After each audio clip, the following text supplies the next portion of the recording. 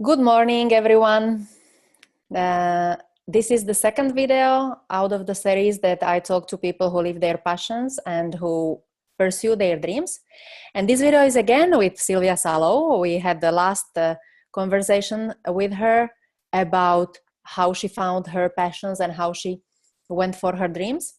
And we mentioned that there is a big topic and it's all about people face a lot of fears and they have a lot of limiting beliefs. And that's one of the reasons why they actually don't go for their dreams and passions. So we will be touching this topic today. And I will just shortly introduce Sylvia to the ones who didn't watch the first video. And you can still watch it on my website. But anyway, Sylvia is a life coach. She's doing intuitive life coaching. She wrote the books. She is also passionate blogging or blogger. But Sylvia, please introduce yourself more and tell us in more detail what are you doing. Thank you, Lubica. I do also workshops besides what you mentioned, and I do public speaking. And I also create online programs. I have one just around this topic of fears, patterns, and limiting beliefs. And as you said, I'm a blogger. I write for a couple of websites, including my own. I write, for example, for a new platform of Ariana Huffington called Tribe Global or Thought Catalog or Mogul. And I've been doing coaching for 5 years. Now, and now currently I live in Asia. That's nice. I live my dreams now. And tell me, in the first video we were discussing about that, how did you came to realize what your passions and dreams are? So once you realized, why you didn't go for them immediately? What was stopping you? Well, many fears, because I was kind of raised in obeying other people, being a good girl and doing what they want me to do. I never wanted to go into conflict, which was stopping me so much, and I wasn't aware of it. And it took a life crisis to realize this. I had a transformation period of my life, which happened in 2011, and then it continued for a couple of years. And during this time, I went to China for 2 years, where I had, for the first time in my life, distance from everyone I know and from everything. There was just me, which was the best thing that could happen to me, because I could start thinking for myself. I didn't have to do something for others. I could just decide what I'm doing, and I realized that I want to be doing something different than I was supposed to be doing. That I want to coach people, I want to write. I've been always passionate about writing, and I want to be also doing workshops for others to give them practical tools how they can help themselves. So this all was happening in China, this big transformation, and I was facing my own fears, because there are many of them, there are many levels. We might not be aware of them because it's unconscious, and it can be just a feeling that maybe I will fail, but we don't dig into it. We don't look what's behind this fear. So we allow it to control our lives, which was the case for me, definitely. I had many layers of fears, and in China, among doing other things, of course, I was undertaking quite an intense inner healing journey. And I was facing my own demons. And can you bring any examples of fears that people have? If I can just say from my own understanding, many people tend to think that they don't have any fears. I'm brave enough. I have been thinking that for a long time, many years myself. I did the skydiving many times. I went the firewalk a few times. So I was thinking, I'm brave. I don't have fears. But we don't talk about those kind of fears, right? Those are, we mean fears of standing up for ourselves, fears of doing something that we really want to, even though the others don't see the benefits or the points. So we don't do it because we are afraid of being judged by others. We are afraid we will lose their love. We are afraid that we will lose their respect. Many people have a fear that if I leave the corporate job, how will other people look at me? like I'm a loser, I'm just going to do something which is not so cool, and why did I study and spend the years in university? So there are so many fears of holding us back. So how do you go about it? What do you do with people who have fears and limiting beliefs very often?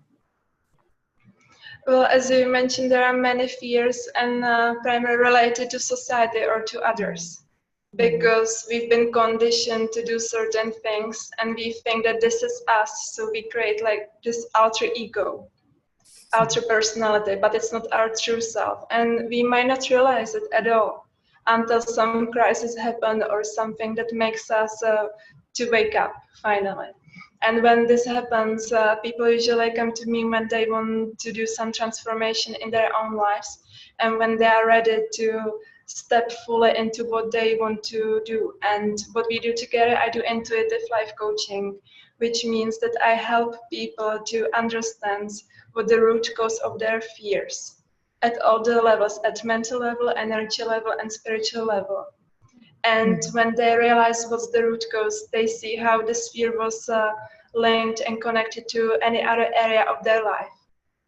So they can see it, and we let it go during the coaching, and then they feel a sense of relief and clarity, and they feel like this burden, this heavy stone that they had in their chest is gone. So I think if it's the case that you don't live fully the life you would want to live, then there is something stopping you, something blocking you, and it's always inside of you. There is something inside of you which is telling you, you are not good enough, you will fail, you are not ready yet. What if someone will think you are stupid, or you shouldn't be so visible, you shouldn't step up, you should just kind of shrink and hide. So these are many fears that we can work with. Yes, and we all have them, even I have them. I have a huge fear of doing this video and putting it online because I'm thinking there are so many better people doing these videos than me.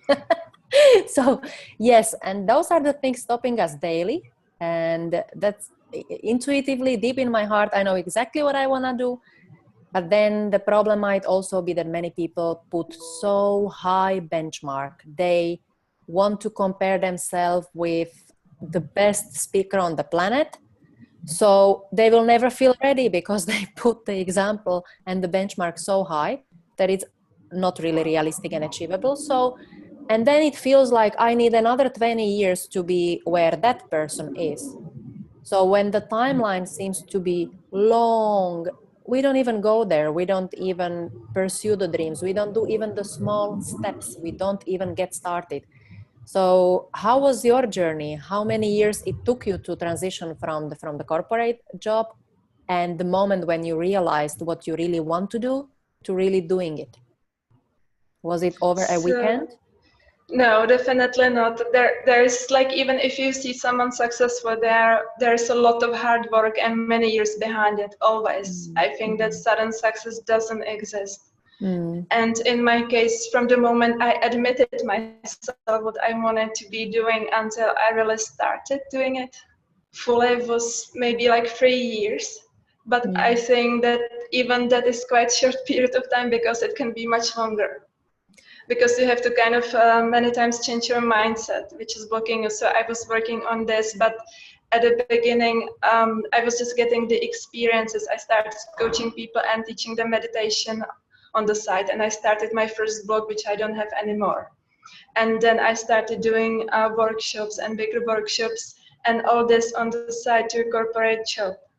So I took it step by step gradually, because if you would just go from 0 to 100%, it's not possible, because many times you need a specific set of skills. And if not this, then you definitely need confidence, and you need trust, and you need to be disciplined and consistent and keep showing up. So if there is something that doesn't let you to show up, there's always some fear behind it. You have to work on it first. So it's a long process. When you are becoming an entrepreneur, all these fears go to the surface. They all show up, and you have to mostly work with yourself. It takes more time than working on the business sometimes. at least at the beginning.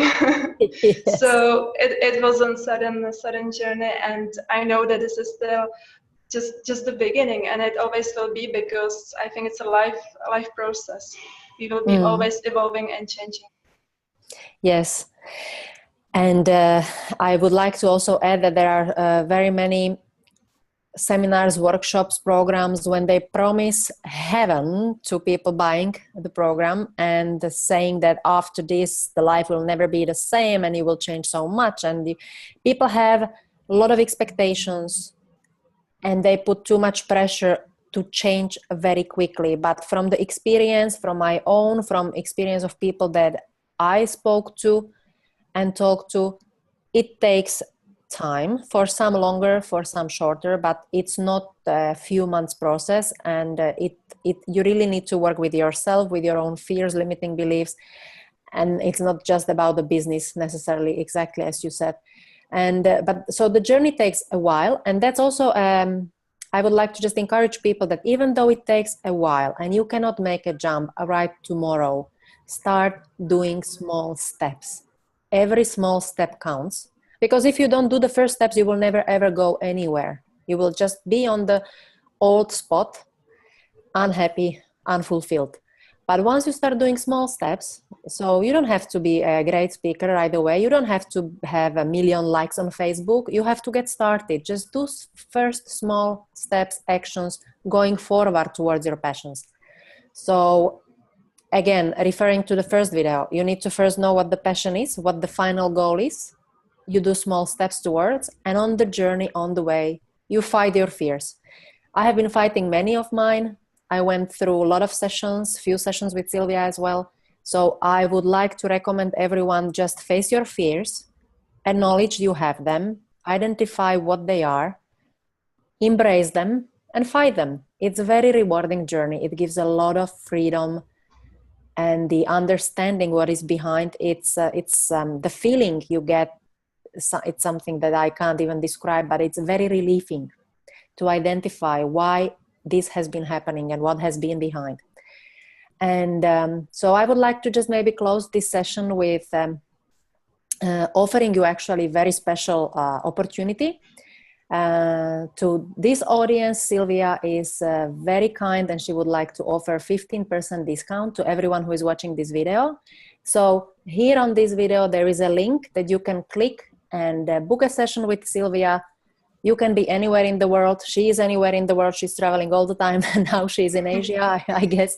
So we have luckily this great technology, Skype and all other tools. So you just need the internet and a computer, and you can have a beautiful sessions. Go on the healing journey, fight your fears. It's really worth it. Sylvia, what would you like to say to this closing? Yeah, I think that everyone has fears, and you have to learn how to work with them. And you can learn it. There are techniques, there are steps that you can apply to almost any kind of fear. And once you have this, it doesn't mean like all the fears will disappear and everything will be amazing and awesome for the rest of your life. No, challenges will happen, but you will learn how to work with them. You will learn how you help yourself. And this is the most important thing in life. You will not get stuck at some point, or you will not stop pursuing your dreams, but you will say, okay, I know this is what's happening now. I have this fear and this is what I do with it. So this will give you freedom, and it will give you also deep, fulfilling sense inside, because you will feel liberated. You will know that you don't have to be afraid of sabotaging yourself, because you know what to do with it. Yes. How to help yourself. Yeah. So thank you for this interview, Sylvia, and very much thank you for opportunity for my audience to have a session with you. So I wish everyone a beautiful day and a great rest of the week. Thank you. Bye. Bye-bye. Cheers. Bye-bye.